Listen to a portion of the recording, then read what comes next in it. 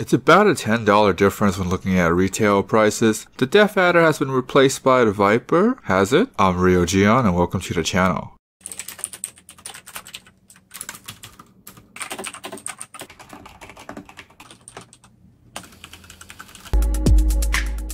The Viper is smaller, shorter, and thinner than the DeathAdder. Based on looks, if you have bigger hands, you want to go with the DeathAdder because it's a bigger mouse. For those with smaller hand, the Viper is a better fit. Both mouses have plastic builds, but the Viper have like different layers of textures on them compared to the DeathAdder. The split from the clicker on the Viper is the same plastics from the DeathAdder, but the clickers have a different plastics and it doesn't leave that much in terms of fingerprints. There's the visible Razer logo on the DeathAdder. Even if you turn off the lights, but the Viper is much harder to see because I decided to put the lights underneath the coat instead of on the coat. This is something that I like a lot because for me, I noticed the lights from the DeathAdder would make the mouse get hot over time, but with the Viper I don't experience this as much, but anyways I still leave the lights off. When I leave the lights off, it makes the mouse very stealth-like. You can't really tell what the brand is unless you already know the mouse. There are 2 side buttons on the DeathAdder and there are 4 on the Viper because the Viper is an ambidextrous mouse. I think all mouse should be like this because it makes it so much easier so that anybody can use it. Both scroll wheels have rubber and lighting zones on them. The DeathAdder has stripes and the Vipers have dots on the ridges. This is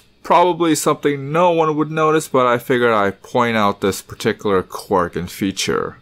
The DeathAdder feels more comfortable in the hands in terms of touch, but the lightness of the Viper makes it better to use during gameplay. Both clickers are good to the touch and both of them have little valleys where you can place your fingers on them. The scroll wheel on the DeathAdder feels like the Viper scroll wheel feels more precise. The side buttons on the DeathAdder feels easier to press, I think, because they're bigger than the Viper. The texture cover on the Viper gives the Viper a better grip than the DeathAdder. This is something that I noticed holding the mouse back to back. The DeathAdder feels slippery when comparing it to the Viper. In terms of grip, I can palm both, which is the main focus for me because I don't like claw grip. But if you like claw grip, the Viper should be better because of the size. The DeathAdder seems like it's more made for palm grip. Anyways, here's what they both sounds like.